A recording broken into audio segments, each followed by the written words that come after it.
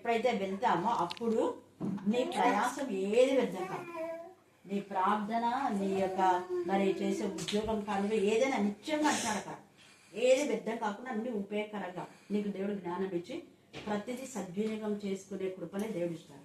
సద్వినియోగం అంటే ఈమె ఇంట్లో చూసినావా తన డాక్టర్ అలాగా నీ ప్రతిదీ నువ్వు నిత్యంగా ఇకను నేను ధ్యానం నీ శత్రువులకు ఆహారంగా నేను నీ కష్టార్జితం దేవుడు జీవిస్తాడు. మరి అక్క కష్టార్జితం, తర్వాత తమ్ముడు కష్టార్జితం, ఈమె కష్టార్జితం, ఈమె ఇంట్లో పనిచేస్తుంది కదా, అదే ఏదో ఒకటి పిల్లల కష్టార్జితం, మన కష్టార్జితం అంటే అన్ని వాళ్ళ చదువు ఎప్పుడు వేస్ట్ కాకుండా దేవుడు కృప చేస్తాడు. కాబట్టి అయితే మనం ఏం చేయాలంటే అదే మనం దేవుని సన్నిధికి రాకుండా, వాక్యం చదవకుండా, ప్రార్థన చేయకుండా ఉంటే ఈ రాళ్ళను ఒక్కటి మనం తీసేస్తాం.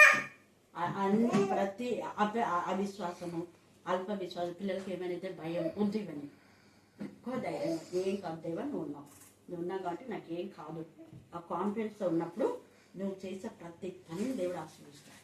సరే అక్క పెన్షన్ కానివ్వండి, ఈమె శాలరీ, నీ ఇంట్లో నువ్వు చేసే పని, పిల్లల యొక్క చదువులో, తమ్ముడు చేసే పని అన్నీ. కాబట్టి దేవుడు ఈ వాక్య భాగం దీవించి ఆశీర్వదించుగాక. ఆమేన్ ఆమేన్. అతని మార్గము నా ఎద్దకు రండి, ఈ మాట ఆలోచించండి. ఆది నుండి నేను రహస్యంగా మాట్లాడిన వాడను కాను. నీ మార్గమును యెహోవాకు అప్పగించుము, నీవు ఆయనను నమ్ముకొనుము, ఆయన నీ కార్యము నెరవేర్చును. Psalms chapter 37 verse 5. Commit your way to the Lord, trust in him and he will act. మనము వారి కట్టుగా ఉండండి, వారి భాషలను ప్రేమ నమ్మకం గల ప్రియ పరలోకపు తండ్రి, మీ కృపా ప్రేమ మహోదేశం వచ్చిన ఆయన ప్రశస్తమైన మీ సన్నిధానంలో ఎంత సృష్టించాం కూడా తక్కువే. ప్రత్యేకించి అద్భుత రీతిగా సహోదరి కెల్షియా ఆమె ఇచ్చిన ప్రార్థన విన్నపం మీరు జ్ఞాపకం తీసుకుని దేవా కరుణాపీఠంలో మాత్రమే బిడ్డలు చేసిన ప్రార్థన మాకంటే ముందుగా విజ్ఞాపన చేయాత్మగా మీరు ప్రార్థన చేసి దేవా నా ప్రభ నా తండ్రి మరి కుమారుడు నా ప్రభావ ప్రతికు మీరు ప్రమోషన్ ఇచ్చిన విధానం బట్టి ఎంత సృష్టించాలో కూడా తక్కువే. దేవా ఆ ప్రమోషన్కి ఎన్ని ఆటంకములు వచ్చారు వాళ్ళన్నింటినీ మీరు లైఫ్ వచ్చిన దేవుడిగా ఉన్నందుకు మేము స్థుతిస్తున్నాం. అలాగనే సహోదరి కేజీఆర్ కుమారుడు రాకేష్ దేవా పీజీ సీట్ విషయంలో కూడా మీరు అద్భుతం చేశారో నేను స్థుతిస్తున్నాం. దేవా నా తండ్రి కుమార్తె డాక్టర్ క్రిస్టిలా ఆమె చదువు విషయంలో మీరు కృప దయచేసి ఎగ్జామ్ లో మీ సహాయం దయచేసి బిడ్డకు నూతన బలం నూతన శక్తిని ఇచ్చిన దేవా మీకే స్తోత్రం మీకే స్తోత్రం మీకే స్తోత్రం మీకే స్తోత్రం. అలాగే నా ప్రభా డాక్టర్ సుజాతను మీరు కనికరించి నా తండ్రి ఆమెను మీకు మహిమకరమైన విధానంలో దేవా వాడుకుంటే ప్రతి పేషెంట్ నా తండ్రి కావలసినటువంటి స్వస్థత మీరు అనుగ్రహిస్తున్నందుకు మేము స్తుతిస్తున్నాం. దేవా మీకే స్తోత్రం మీకే స్తోత్రం మీకే స్తోత్రం. అరుణాకర్ మీరు కనికరించి నా తండ్రి ప్రత్యేకంగా వారి యొక్క మర్మలా నా తండ్రి దేవా ప్రతి అనారోగ్యం మీరు లయపరిచిన దేవుడు దేవా ఫిట్స్ డిమాండ్ నుంచి లయపరిచి నా తండ్రి మీరు ఇచ్చిన స్వస్థత బట్టి మేము స్తుతిస్తున్నాం. చిన్న బిడ్డకు ఇంకా పూర్ణ ఆరోగ్యం పూర్ణ బలం పూర్ణ శక్తి దయచేయమని ప్రార్థిస్తున్నాం. ఎంతో మంది చిన్న బిడ్డలు వైరస్ ఏసు నామన మీరే లయపరచమని ప్రార్థిస్తున్నాం. సహోదరి కమలు నా ప్రభనాథని దేవనాథని మరి ఎస్ఐ నాథని దేవరాజుని జ్ఞాపకం చేసుకుని వారి ఇంటి విషయంలో మీరు పూర్తి చేశారు. హౌస్ డెడికేషన్ విషయంలో కూడా నా ప్రభ మీరు నా తండ్రి ఈ మాసంలో వారి మొత్తాన్ని జరిపించాలనుకున్నారు. మీరే కృప దయచేయండి. వాతావరణం మీకు అధ్యయనంలో ఉంచుకోవడానికి ప్రార్థిస్తున్నాం. అర్ధరాత్రి అడ్డుగోడాన్ని కూడా నా దేశంలో గద్దించి పాత్రలుగా బంధించమని ప్రార్థిస్తున్నాం. ఆయన మేము దర్శించే కుటుంబాలన్నీ బట్టి మేము స్తుతిస్తున్నాం తండ్రి. స్తోత్రం దేవ మీకే స్తోత్రం మీకే స్తోత్రం మీకే స్తోత్రం మీకే స్తోత్రం మీకే స్తోత్రం. నా ప్రభ అందరి మేము లేని సమయంలో మాలోకి వెళ్ళి మరి ధ్యానాంశం ఏంటంటే నా ప్రాణంలో త్రాణ పుట్టించి నన్ను ధైర్యపరచితివి. నా ప్రాణంలో త్రాణ పుట్టించి నన్ను ధైర్యపరచితివి. అంటే మన ప్రాణంలో కృంగిపోయినప్పుడు 42వ కీర్తనలో దావీదు అంటాడు నా ప్రాణమా నీవేలా కృంగియున్నా, నా ప్రాణమా నీవేలా కృంగియున్నా. కృంగినప్పుడు ప్రాణంతోనే దావీదే మాట్లాడుకుంటాడు. తన ప్రాణంలో తానే ధైర్యపరచుకుంటున్నాడు, తన ప్రాణంలో తానే నిబ్బలపరుచుకుంటున్నాడు, తన ప్రాణంలో తానే బలపరుచుకుంటున్నాడు. బలహీనతలో నుండి కృంగిపోయిన పరిస్థితిలో నుంచి తన ప్రాణంలో ధైర్యపరచుకుంటూ నా ప్రాణమా నీవేళ కృంగి ఉన్నావు అని ప్రశ్న వేసుకొని మళ్ళా జవాబు ఆయన చెప్పుకుంటాడు. మనం 42 చివరలో చూస్తే నేను దేవుని యందు నిరీక్షణించున్నాను, ఆయన వల్లే నాకు రక్షణ. ప్రాణం కృంగిపోయిన పరిస్థితిలో ఎన్ని అవాంతరాలు దావీదుకు వచ్చినాయి. దావీదుకు వచ్చినటువంటి కష్టాలు, దావీదుకు వచ్చిన వేదన, దావీదుకు వచ్చిన శోధన, దావీదుకు వచ్చిన ప్రాణ భయం మనలో ఎవ్వరికి చాలా మటుకు రాలేదు. ఎవరైనా ఒకరిద్దరికి ఏమో మేబీ, కానీ చాలా మటుకు 99% అయితే లేవు.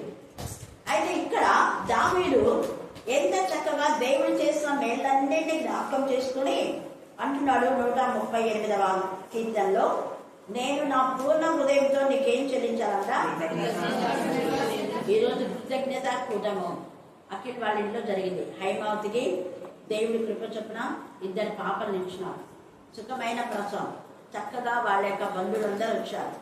దేవునికి మహిమకరంగా కృతజ్ఞత ఆరాధన స్తుతి కూటం దేవునికి మహిమకరంగా జరిగించి ఎన్ని విధాలుగా దేవుడు ఈరోజు వాడుకున్నాడు, మళ్ళీ మీ మధ్య నిలబెట్టినాడు. ఎంత స్తుతించా కూడా తక్కువే. తర్వాత డాక్టర్ సుజాత వారి యొక్క గృహంలో, అరుణమక వారి యొక్క గృహంలో, తర్వాత అదే సచివాలయం సెక్రటరీ కమల, గోగులపాడు కాదు అదే గోనెగండ్ల ఎస్ఐ దేవరాజ్ గారి వారి యొక్క గృహంలో కూడా దేవుడు చేసిన మేళను బట్టి అద్భుత కార్యం. వాళ్ళు ఇల్లు పూర్తి చేశారు. నీకు ప్రార్థన చేయమని చెప్పాను కదా, ఇప్పుడంతా పూర్తి అయిపోయింది. డెడికేషన్ కోసం ప్రార్థన చేయండి. అలాగా వాళ్ళు కూడా స్తుతి, దేవుడు మాకు మేలు చేశాడని స్తుతి. మనం ఎప్పుడు స్తుతి చేయడం మర్చిపోకూడదు. స్తుతుల ద్వారా మనకి ఏమవుతుందంటే మన ప్రాణంలో దేవుడు ప్రాణం పుట్టించి ధైర్యపరుస్తాడు. బలహీన పరిస్థితిలో, వేదనలో, రోదంలో, కృంగిపోయిన పరిస్థితిలో ఎప్పుడైనా కూడా మనం చేయవలసింది ప్రార్థన, విజ్ఞాపన కాదు. ఏం చేయాలో చెప్పండి, ఏం చేయాలి? స్తుతి చేయాలా. ప్రార్థన చేయడం అంటే వేరే వాళ్ళ గురించి వీళ్ళ గురించి ప్రార్థన చేయడం ఆపి ఎప్పుడైతే నీకు కలవరం, అలజడి, భయము, బలహీనత ఉందో వెంటనే స్తుతి చేయాలి.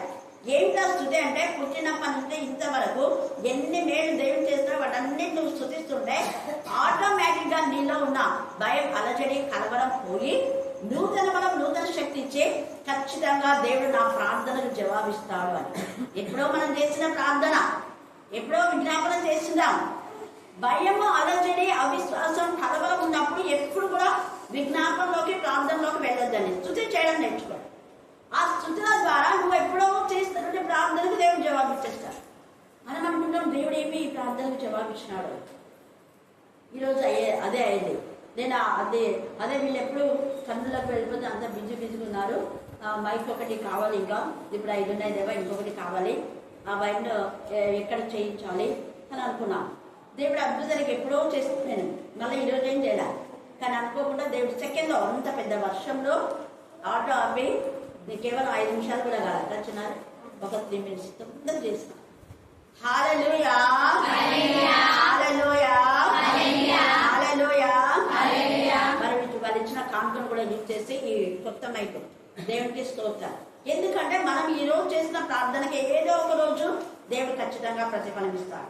చిన్న బిడ్డల విషయంలో కూడా ప్రాణం ఎంత చక్కగా ఈ మధ్య మరి ఆ పాప శిరీష విషయంలో కానివ్వండి, లేదా ఉదయం విషయంలో కానివ్వండి, ప్రాణంలో దేవుడు ఏం పుట్టించినాట, ప్రాణం పుట్టించి నన్ను ధైర్యపరిచితివే. ఆ పాప సాక్ష్యం చెప్పేటప్పుడు మీరు విన్నారు. వాడు అమ్మతో అనింది, అమ్మ నిజంగా దేవుడికి నా కనికరించకపోతే ఈరోజు నీతో మాట్లాడేదాన్ని కాదు అమ్మ. ఎంత దుఃఖం వస్తుంది కదా బాధ ప్రాణంలో.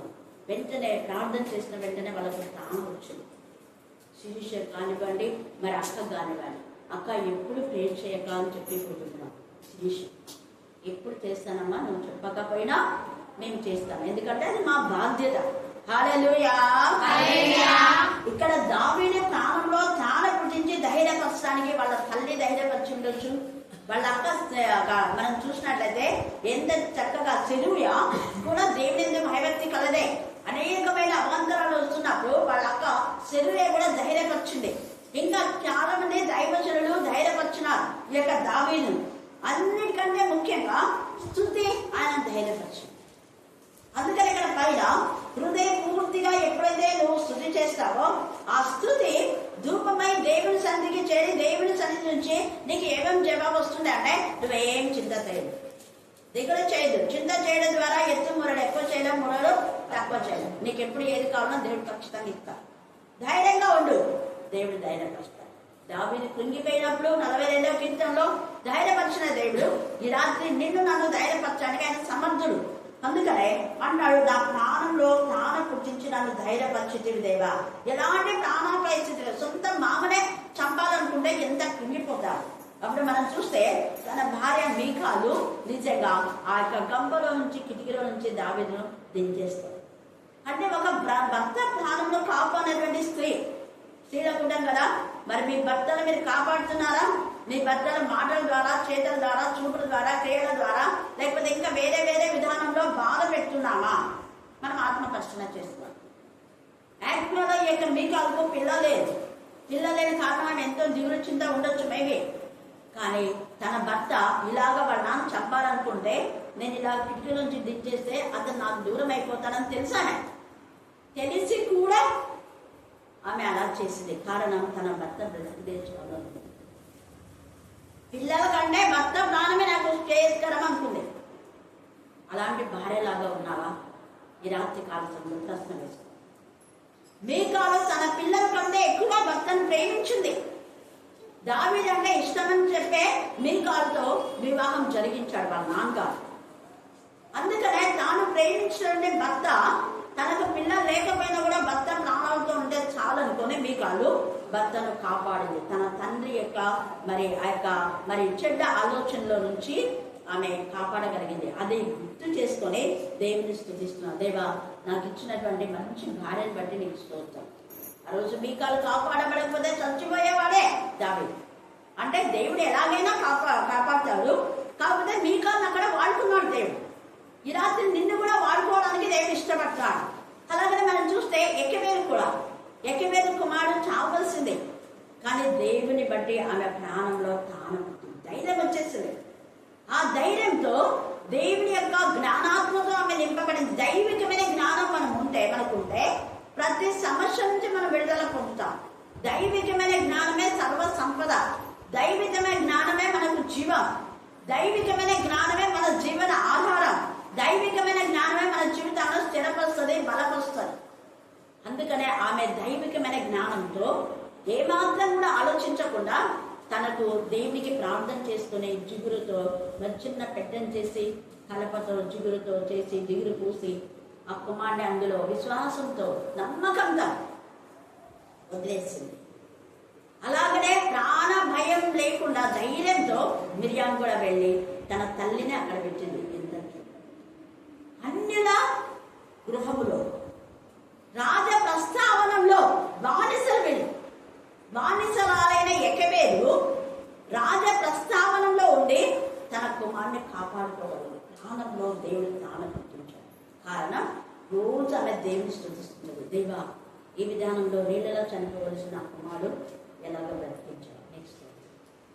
నీకు స్తోత్రం. రోజు దేవుని స్తుతిస్తూ ఘనపరుస్తూ మోషే కూడా చెప్తున్నానా, నువ్వు బ్రతికావంటే దేవుడి యొక్క కృప. నా ప్రాణంలో దేవుడు ప్రాణం పుట్టించి నన్ను ధైర్యపరచు. నీకు మనకి నేను తోడుగా ఉన్నాడు. నాకు తోడుగా ఉన్న దేవుడు నీకు తోడే ఉన్నాడు. కాబట్టి నువ్వు ఎప్పుడూ నీ ప్రజలను మర్చిపోవు. పేతురుతో కూడా అంటాడు, నువ్వు నీ స్థిరపడిన తర్వాత నీ సహోదరులను స్థిరపరచు. మన ప్రాణంలో ధైర్యం తెచ్చుకున్న తర్వాత